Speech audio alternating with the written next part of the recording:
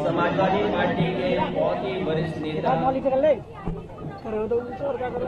Samajwadi party के राज्यसभा में सांसद, पूर्व में रहे केंद्रीय मंत्री, कई बार के सांसद, उनके निवास पर हम आप मिले। मेरे साथ समाजवादी पार्टी के राष्ट्रीय उपाध्यक्ष आदरणीय किरणमय नंदा जी भी हैं, पार्टी के जिलाध्यक्ष, महानगर अध्यक्ष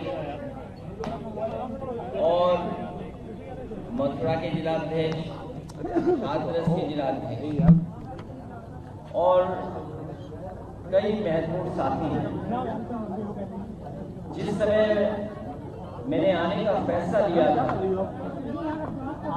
उस समय मैंने यही कहा था कि हमें कोई प्रदर्शन नहीं करना है, कोई हमें राजनीतिक जिस तरीके का ताकत दिखानी वो हमें नहीं दिखाना है। मुझे अपनी पार्टी के नेता से मिलकर जाना है, उनके घर निवास में जो परिवार के सदस्यों से मिलने जाना। अरे यार तू बोला भाई क्या बोल रहा है? इससे पहले भी पार्टी के हमारे राष्ट्रीय प्रमुख महासचिव दूसरे दिन ही आदरणीय राजू सभापति से मिलने आए थे, राष्ट्रीय प्रमुख महासचिव भी पहुंचे थे। जो घटनाक्रम हुआ है, जिस बात को लेकर के यहाँ पर आगरा में तलवारें लहराई गई, बंदूकें भी लहराई गई, डंडे थे वो लहराए गए। सुना है कि वो शांतिपूर्ण तरीके से सम्मेलन करने की परमिशन सरकार ने दी, और उससे पहले आपने सबने वो तस्वीरें देखी जहां पर बुलडोजर से चल करके कई थानों को क्रॉस कर करके लोग यहाँ आए, तोड़ फोड़ से लेकर के हमला किया है। उनका इरादा क्या था?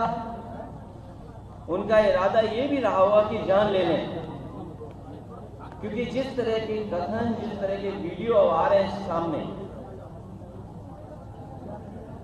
उसमें जो बोला जा रहा है, लोकतंत्र में, आजाद देश में इस तरह की भाषा और व्यवहार किसी के साथ नहीं हुआ होगा जिस तरह का हमने अपने व्यवहार और भाषा को देखा है। ये जो तलवारें लहराई जा रही थी, ये भोले सीधे साधे लोगों का फायदा उठा रहा था कोई।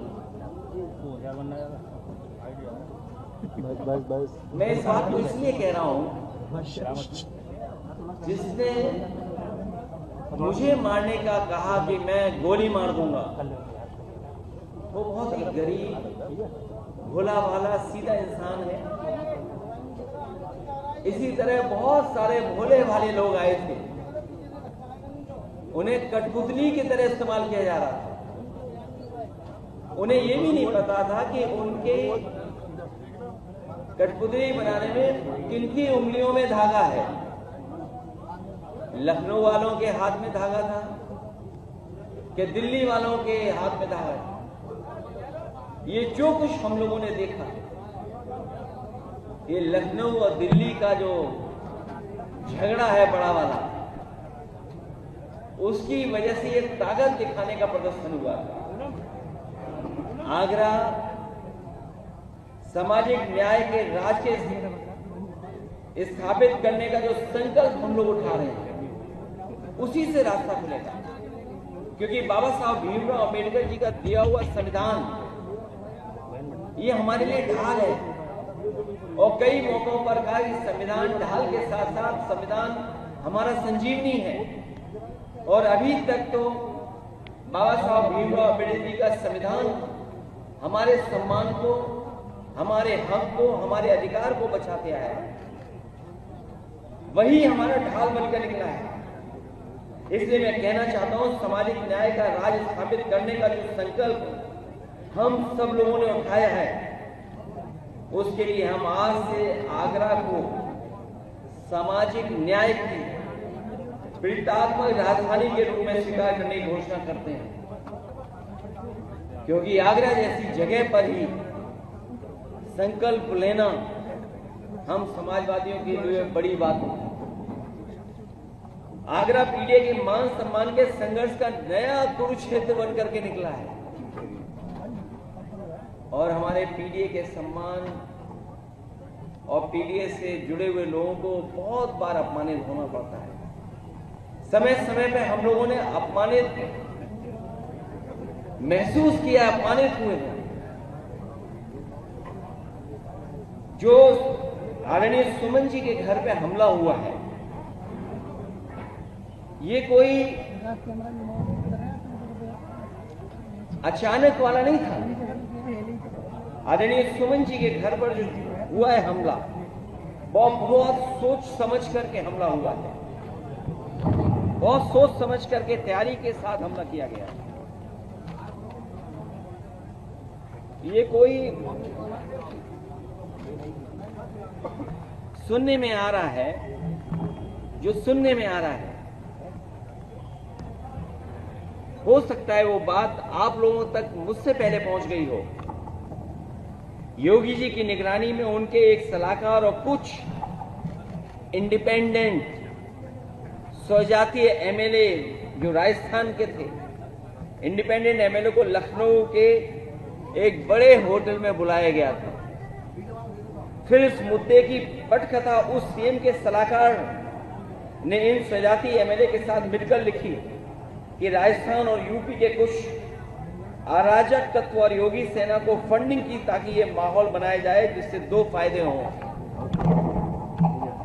आपने आगे बम्बू लगा रखा है कैसे? अच्छा, और क्या? केंद्र की बीजेपी सरकार को ये बताया जाए कि राजपूत योगी के साथ है और योगी की सीएम कुर्सी बनी रहे।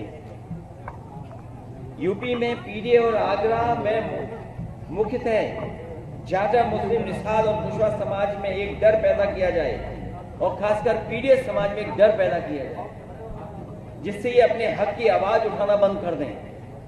इन सब के पीछे सरकार का सपोर्ट और फंडिंग थी। किसने खाने का इंतजाम किया, किसने टेंट का इंतजाम किया, कौन कुर्सी का इंतजाम करा रहा था, कौन हॉस्टल में रुकवा रहा था, कौन होटल में रुकवा रहा था, इस सब के पीछे सरकार का सपोर्ट और फंडिंग है। कई एजेंसियां जो योगी जी के सेना की गाड़ी के काफिले नफरत वाले रील्स और असलों की फोटो को वायरल करते हैं। आखिरकार ये वायरल कौन करता है, ये फोटो को, रील्स को? उसके पीछे कौन है, कौन फंडिंग कर रहा है? इन सब के तार कई जिलों से जुड़े हुए हैं जो मुख्यमंत्री जी के स्वजाती लोग हैं।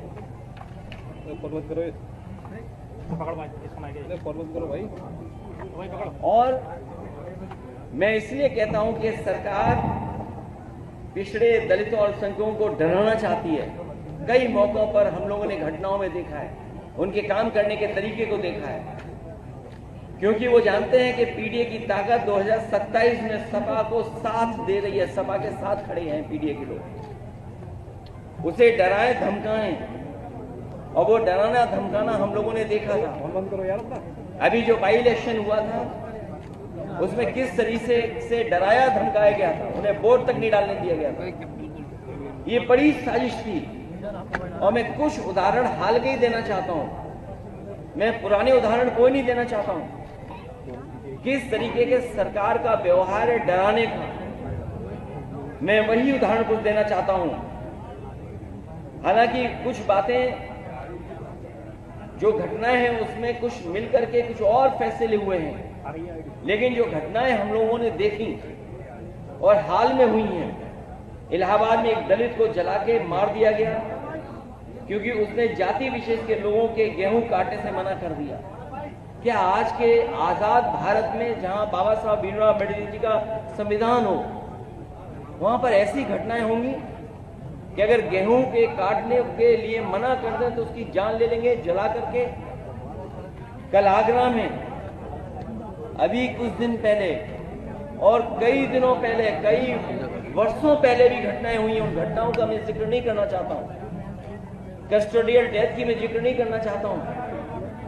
लेकिन कुछ दिन पहले आगरा में बारातियों और दूल्हे को घोड़ी से उतार के मारा, क्योंकि वो बाबा साहेब अम्बेडकर जी का गाना बजा रहे थे। अगर गाना तेज था तो उसकी शिकायत की जा सकती है, लेकिन गाना आप क्या बजा रहे हैं, नहीं बजा सकते हैं, और किस तरह का व्यवहार रहा। इसी तरह इटावा में निषाद युवक को उसके फेसबुक पोस्ट के लिए मारा और अभी तक कोई कार्रवाई नहीं हुई है। अभी हाल ही में फेसबुक पोस्ट लिख दिया